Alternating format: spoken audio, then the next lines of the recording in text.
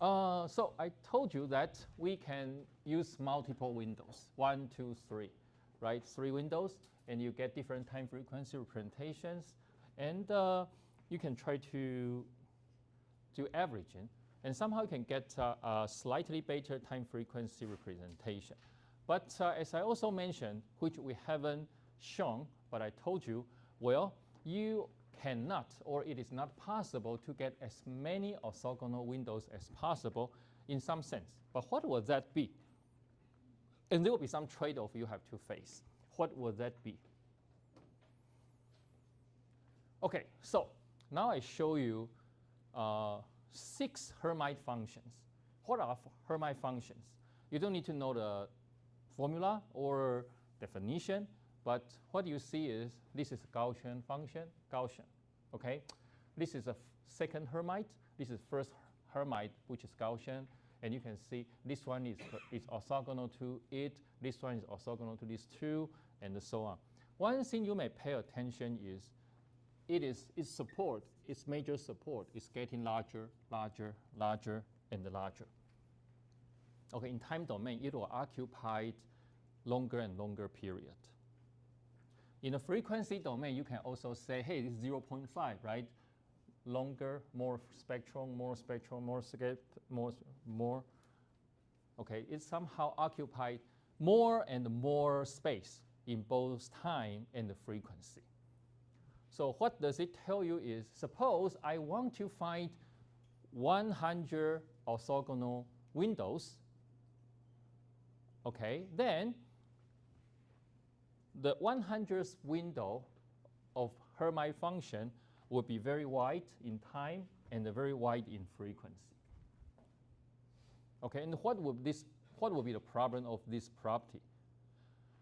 If you remember, we said, hey, we want actually to have a very sharp, very concentrated time frequency representation.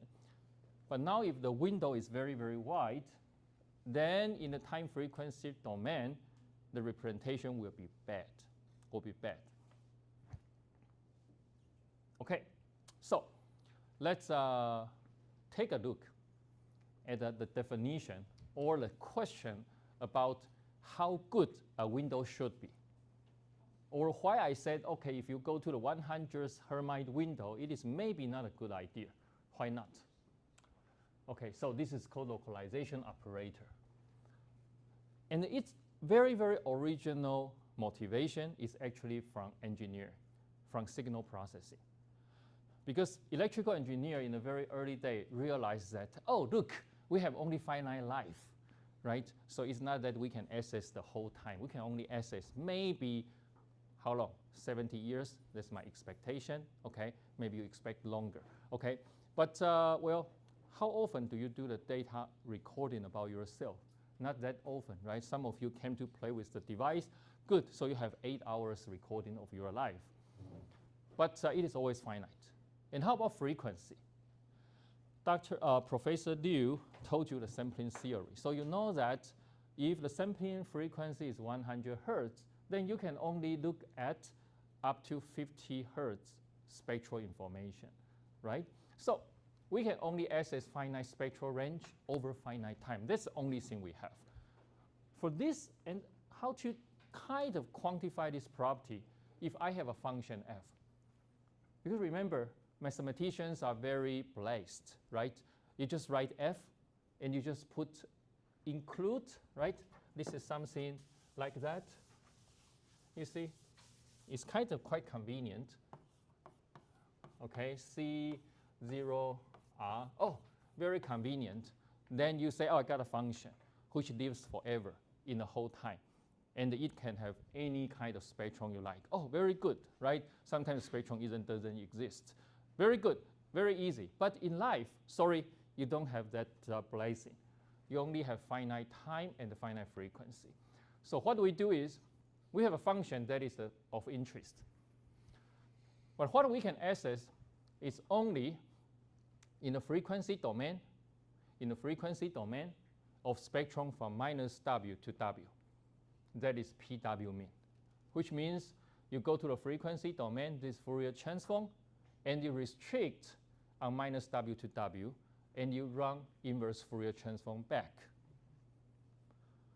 So you can see very easily that everything can be well defined on L2 function if you know what it is.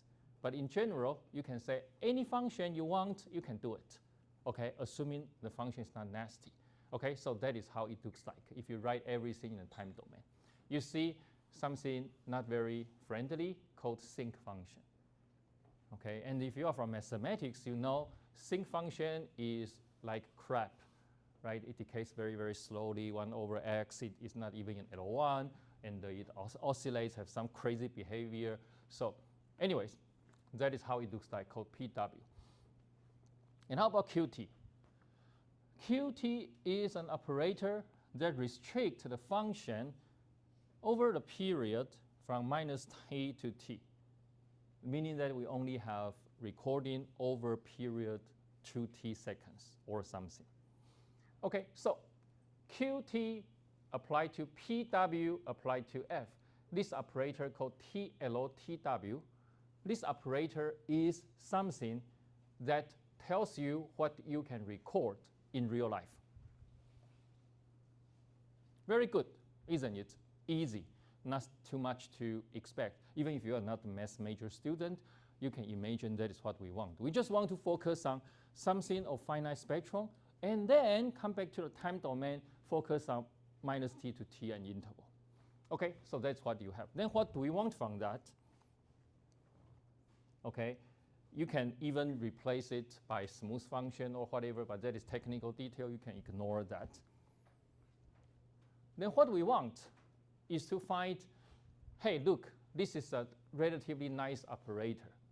Okay, this operator, you can always consider singular function. What it is doesn't matter.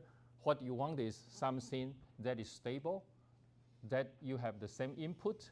You have the signal input phi L into the operator. It spit out the same function with some weight, lambda L, which characterizes the behavior of LTW, this operator, which tells you that, well, this kind of function has very specific behavior.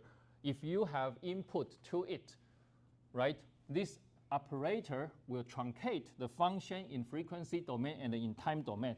But after the truncation, it is actually exactly the same as before. Output, but you have just some weighting. Make it smaller, make it smaller, make it smaller. That's the only thing.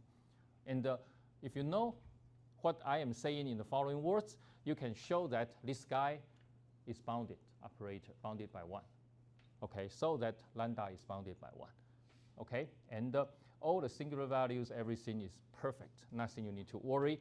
And the phi L, usually it's called the prolate spheroidal wave function.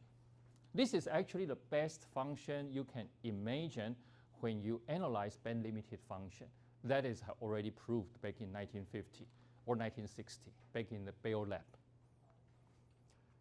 Okay, it's very good. In time domain specifically, because you get a truncation in time domain, but in frequency domain, it decays very slowly, just like you can imagine in frequency domain. The approximation is not very good. So after 1960, signal processors, electrical engineers, they want to do more. So they were asking interesting questions like, how about if we can consider something more general? And then physicists kick in, and the mathematicians kick in, and several ideas would mixed up together. And one very interesting idea, and which for students from physics may hear all the time, called coherent state. Or for mathematicians, you may hear about resolution of identity. What is it? It is actually something from physics. I'm not really a physicist, so I really don't know how to do a very good interpretation. So maybe some of you can do a better interpretation than me. But the basic idea is you just view all functions with finite energy, all functions, okay, as the coherent space. And the phase space describing the coherent status or parameterize the coherent status will be the time frequency domain. That is, you will have here. what we have interest will be, we always care about time, and we want to study frequency. And on this time frequency domain, for any point, you can actually view it as a status.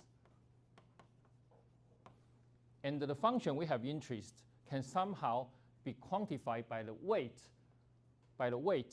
and the phase of each status on the time frequency domain. So we just call this time frequency domain the phase space that describing all possible status. Okay, and each function that you label by phase space point is called coherent state. So any function that is of finite energy, then you can just move it to time x and the frequency c. Then this is called coherent state. So you have all coherent states. You can parameterize it as phi t c, such that t c is in R2. Okay, so that is all possible associated coherent status. But there are so many functions that have finite energy, finite L2, right? So what will be the canonical one? So usually physicists have a series of arguments which I never understood why, but they say, oh, Gaussian is the best. Okay, I like Gaussian, so let's go Gaussian. Okay, you can go check the definition, and you may see, oh, that's why it's Gaussian. I really still have no idea. One reason, the only reason I can take is because Gaussian minimizes the uncertainty principle. So if you remember the uncertainty inequality I gave you, actually the minimal value can be achieved by Gaussian. So, which is good. We somehow get the so-called canonical choice, that is Gaussian function. Very good. So you can use a Gaussian function, okay, and you move it in time and the frequency, and you get a lot of different status representing things. And there's a very simple theorem or a fact that actually you can prove just by hand. That is called resolution of identity. That says that for any function in L2, you have this equality.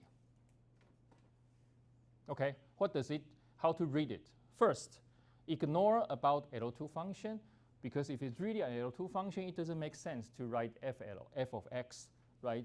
And so when you write this equality, you have to be careful about the meaning of equality, but I don't want to get too deep into it, so just imagine, be careful if you are from mathematics, okay? Then what you do is you have f inner product with status, coherent status of each status.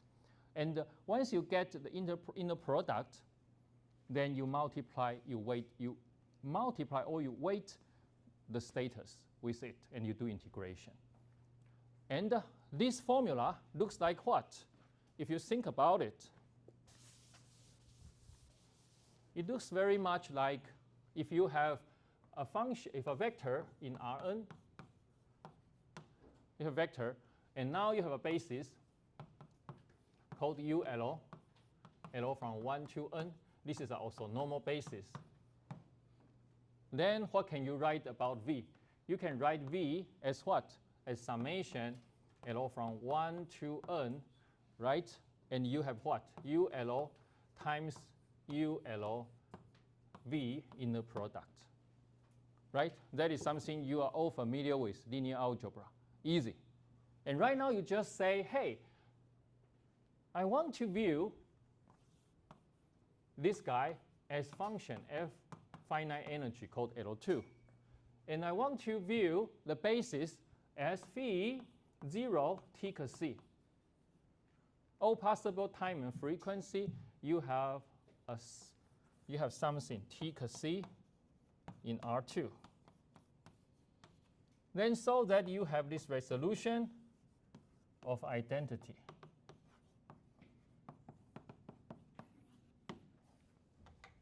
Okay, that is nothing but what it tells you. You can use time frequency representation and all the coherent states parameterized by the time frequency representation as the basis and expand it in this basis and write down the expansion. Okay, and if you want to be very rigorous about f is in L2, you can imagine, just do conjugation, and you can get it rigorously everywhere. Anyways, that is the meaning of resolution of identity. And the good thing about it is you now represent the function in the time frequency domain. So a very natural idea to generalize this prolate spheroidal wave function, that's always difficult for me to pronounce, is to say that, okay, now let's don't worry too much about you have to truncate in time domain or truncate in frequency domain and worry about regularity, decay, which direction. Let's just take this function and this resolution of identity. But now, what I do is I will restrict this integration now on some domain S in R2. This S is any domain in R2. Let's do it. So that its meaning is I want the functions spectral information and time domain information to be only focused on this region in time frequency space. Okay, so that is what we have, what the meaning of TS. And this actually may give you a kind of imagination that, oh, good. Now, after doing this, maybe this function will be perfectly supported in time and the frequency. But the truth is, no, it cannot be. Because you know there's a function analysis fact that if I give you a function that is compactly supported in both time and the frequency, then it can only be what? Be 0, right? It can only be 0. It cannot be anything else. So it cannot be compactly supported. But how will its decay behave? Then this is a theorem. It just tells you that although you focus yourself on a time frequency domain,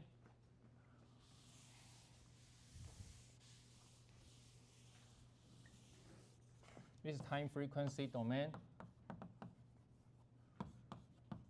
Okay, you focus on some S. Suppose this is the S you focus on.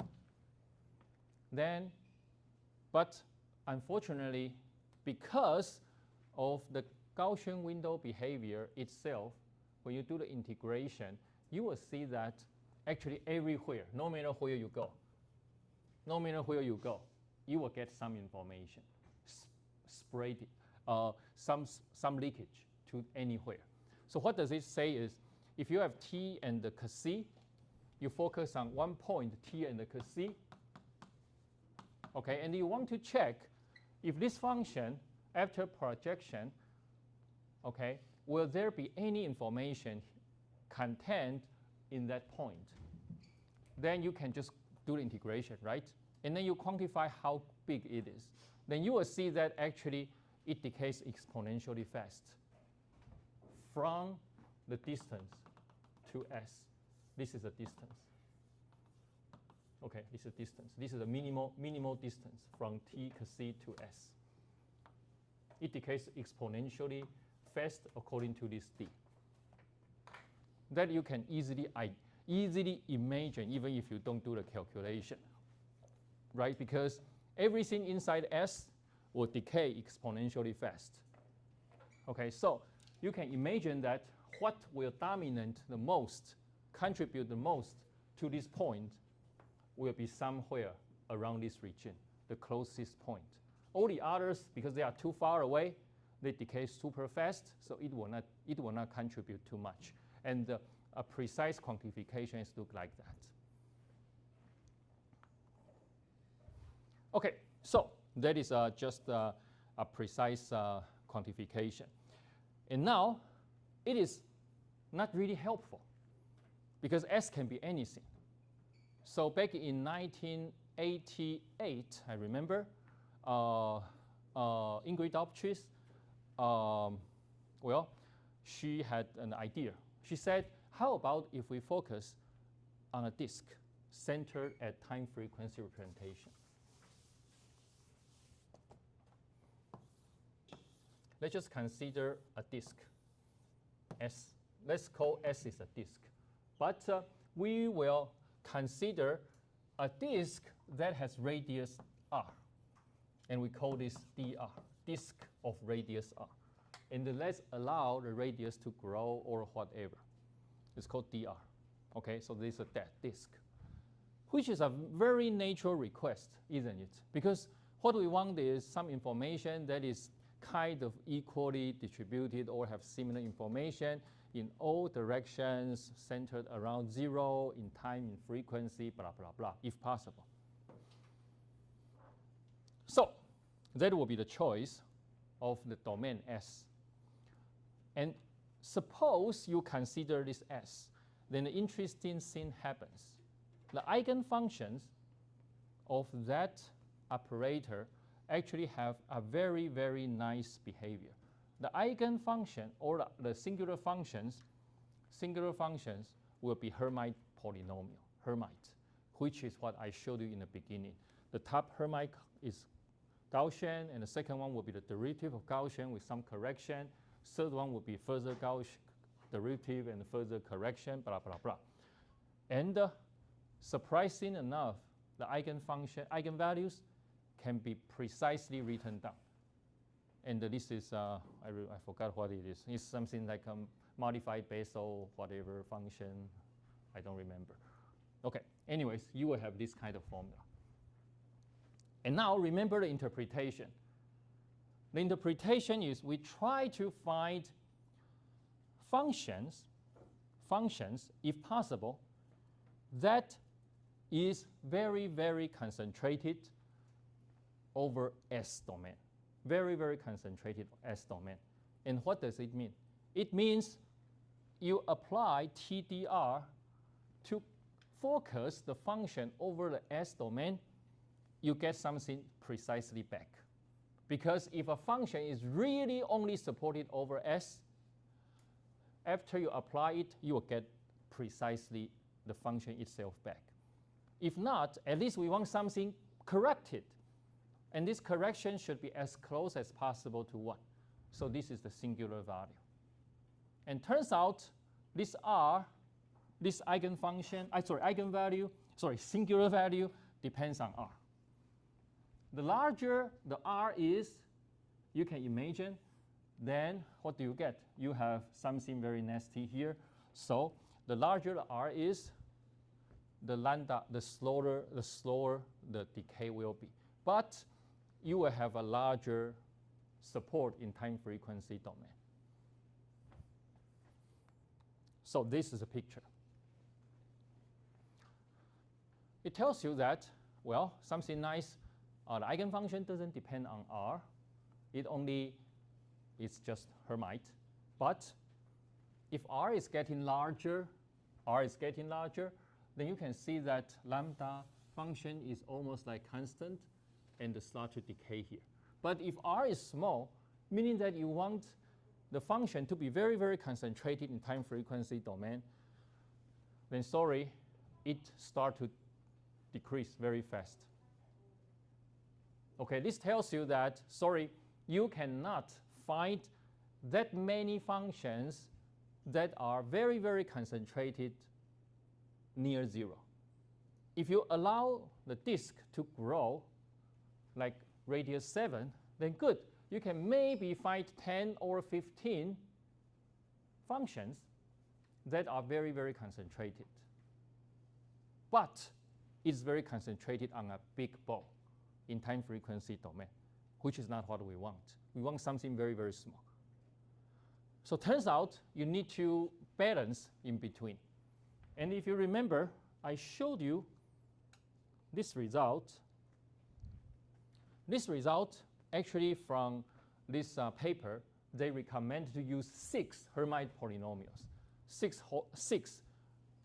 Hermite functions. And they suggest that maximally you cannot do more than 6.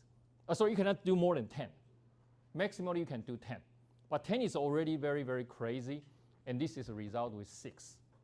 You can see it's kind of spreading, right? Already spreading, but you can see something good in between. So it's not bad. Okay, so it sounds like based on Ingrid's work, it is maybe not possible to bypass it, right? This is a physical limitation. You cannot do anything. And back in 2016, one time I visited her, we just had a very crazy idea. We said, hey, look, I told you an algorithm called EEMD, right? What is EEMD? EMD is already a very nonlinear algorithm. It just ate noise. And then you ate noise. What? Ate noise? Make it more noisier? Yeah, and you apply it and run it. Sometimes it works. Why does it work? We still don't know. Okay, fine, it's okay. It's just like t-SNE. Okay, but the more you understand it, you know, oh, this is maybe just junk. Okay, but when I talk to her, I say, how about if we be crazy? Because it's synchro squeezing is nonlinear. So how about if we just mingle the window together and generate more windows? And turns out it works. That's what I want to tell you. And oh, by the way, I forgot to mention. You can consider different ellipse. And if there's ellipse, then the eigenfunctions will be perturbed or deformed. Okay, if it is ellipsoid, it will be eigenvalues that will be changed only. And the phase of the function will be changed. Otherwise, they are all the same. Yeah. And this is an FYI. If you work with a continuous wavelength transform, which I hope I will have time to tell you, but certainly not today, but next week maybe, then you will see that there will be a continuation work. Well, no, shoot, I put the wrong citation. Another one that they work on the affine space. Okay, so that's what I said. Not good enough. The general principle is roughly for a fixed region R in the time frequency domain, there are roughly the area of R divided by 2 pi, that many orthonormal functions that you can find that are almost concentrated in R. Almost concentrated means mathematically defined is eigenvalue greater than half. Okay, the larger the better, but well, we just say half. If it is greater than half, we say it is well concentrated. That's definition. But we cannot, as I told you, we cannot do many. 6, 10, that will be maximum. But still, look, our goal, our enemy is what? Is noise. So we want to generate as many independent noises if possible so that we can get a cancellation. Okay, but here, I have told you we can only maybe at most use 10 windows. That is, you can only generate 10 independent noises. So we may need a way to increase it. So that's what I said. Then we were just joking and about how about if we just consider something crazy, and she was ha ha ha ha ha. Okay, try, and and I tried it, and it works. What? And we are all very puzzled until now. And some students are trying to prove it right now, and I don't know. We are hoping for the best and asking for help from probabilists. Anyways, we are working. But the idea is, suppose you have 3 windows, H1, H2, and H3, 3 Hermite windows. You can certainly consider other windows. And you consider their just linear combination, any linear combination. Okay, and you can imagine what is a linear combination. I give you a sphere, right? For example, this is 3-dimensional. You have H1, H2, H3, right? And this is sphere. And mathematically, sphere is denoted as S2. And for any point x in S2, which is a subset in R3, right? You can generate a window called XL, HL, L from 1 to 3. So you can generate technically as many windows as you wish, H of X. So technically you can generate as many windows as you wish, even infinite. But certainly they are not orthogonal. That's fine. Let's see how it works. Okay, and you have some windows, you have some signal, right? And now you have one window, second window. Okay, I mean, they are all like crazy, right? And synchro squeezing, and you can run many. For example, how many is many? 30, 50, it's roughly saturated. You go up to 100, it doesn't change anymore. That's the result. You get something very concentrated, and the noise has almost gone. And that's a ground truth. And if you remember, if you use multi-tapering, the result is maybe not very good. This is an algorithm, and the underlying philosophy is we want to design good windows. In what sense? In the sense that they are very well concentrated in time and frequency domain. In what sense? In the sense of resolution of identity. Using what? Using Gaussian window. So those are the conditions. That is the meaning of nice in time frequency domain. And then we can get something nice in the end. If you put everything together, that is what I showed you. Multi-tapering of the noisy signal using 6 windows.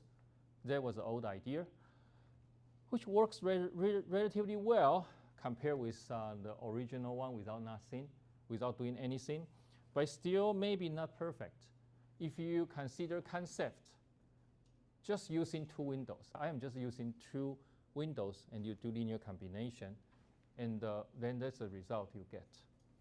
And this is also a kind of magical thing, which we still do not know, and the students are trying to understand it. You can see there is a spatial interference here, and there is a boundary effect. But if you run ConceFT on the clean signal, pure clean signal, what you get, spatial interference is kind of alleviated, boundary effect is alleviated, which is kind of good. But why? We need to study it. We are still working on it. The main challenge, if you think about it, is actually you are actually seeing something random on the sphere.